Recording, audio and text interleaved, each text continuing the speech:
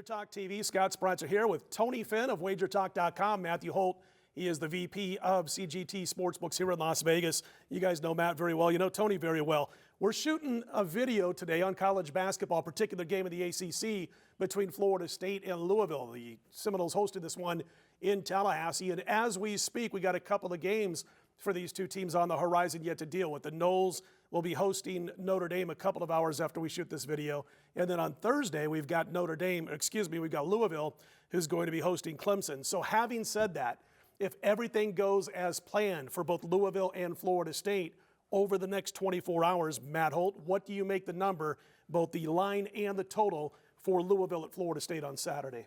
My power ratings had this one, Florida State 4.5, 141.5. The power ratings actually called it a little bit higher, probably around 5 on Florida State, but the public perception on Louisville always so strong with the bettors. We figured 4.5, probably a safe opener. We'll see what happens from there. Plus, you always have to like the team. Playing a home game Wednesday and then playing that second home game again on Saturday, whereas Louisville playing Thursday, then the short turnaround with travel having to go down there and play down in Tallahassee. My neutral court power rating for this game as we speak, again with a couple of games to go for these two teams, has Florida State 2.5 points better. I'm not worried about public perception, obviously. I'm just worried about my power ratings, trying to beat the spread rather than set the number to beat the guys on the other side of the counter like you are.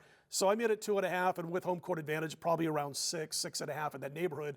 Obviously, I'm hoping for about a 4 or 4.5, but maybe it won't be that low. You're a big Florida State backer. As everybody who's listened to you, whether it be video or on all the radio shows you do, including ours, you've been on the Noles since before the season began. You maxed out tickets left and right when it came to this team winning the whole shebang. And so what I'm looking at this game is, we've been here before. We've seen Florida State as a single-digit favorite, how they've done. We saw them last week against North Carolina struggle in a real tough situation, but be within 4 points of North Carolina with 4 minutes to go. What are your thoughts as they come off of that loss? We've only seen them lose one other game before that this season, and they rebounded well. Your thoughts on this particular game? Well, as you know, look, I've been on this team all year. I would be willing to wager I have more futures ticket on this team than everyone else in the city combined, even at this point. I've been on this team very heavy, and I think they've proven that they can handle any kind of style. They handled that defensive pace of Virginia on the road, one of the toughest places to play, and they've played at home against some up and down teams. You know, they took Duke to the woodshed at home, so they've played up and down games. They've played it, slow it down, have to shoot over the zone in Virginia. And they're going to have to play really sound basketball here against Louisville, one of the best defensive teams in the ACC. The one Achilles heel in this Florida State team is free throw shooting. They have great length. They have 11 guys that average double-digit minutes, which is amazing. And you go, okay, so the depth definitely favors Florida State, but do they have the stars? And of course they do. I think the star advantage goes to them here as well. Dwayne Bacon could have been a first-round draft pick last year. Terrence Mann, a 6'6" shooting guard, one of the best perimeter defenders in the ACC. And Jonathan Isaac, the top-rated recruit in Florida State history, reminds a lot of people of Kevin Durant, the way he plays. Tall, lanky, 6'11", a great outside shooter driving to the basket. I think they do everything well. I think they have a lot of advantages in this game. But if you shoot 50% or less from the free throw line, you're not going to beat any elite team. 12 for 26 against the Tar Heels, like we said. It really did them in, and it was a tough spot. Matt even called me, Tony, or texted me a couple of weeks ago, and he said, hey, you can still get 100 to 1 at this certain book, which is in my neck of the woods where I live in Las Vegas. And I headed there like that. And I got there, and we all know the supervisor over there. I won't mention the sportsbook's name, but I got it at 100 to 1. And he said to me after I made the wager, he said to me, he goes, well, Scott, he goes, what do you think of that number? Is that a good number? And I said, well, yeah, for my side of the counter it is. They dropped it down. They cut it basically in half later on that night. And so hopefully I'll be thanking you and taking you to dinner for that 100 to 1 shot on Florida State. Tony, if you've got length that can match Florida State, you got a chance maybe to throw a wrench into the Noles offensive system. Your thoughts on this game? I agree 100%. In fact, you mentioned the North Carolina game. That's a team that I think is plodding and fairly deliberate. If you watched the last game they played against Syracuse, I watched it particularly because I liked the under in that contest as well. Syracuse, I still think, shot 60% in the second half, and somehow we snuck under that game and barely snuck under it.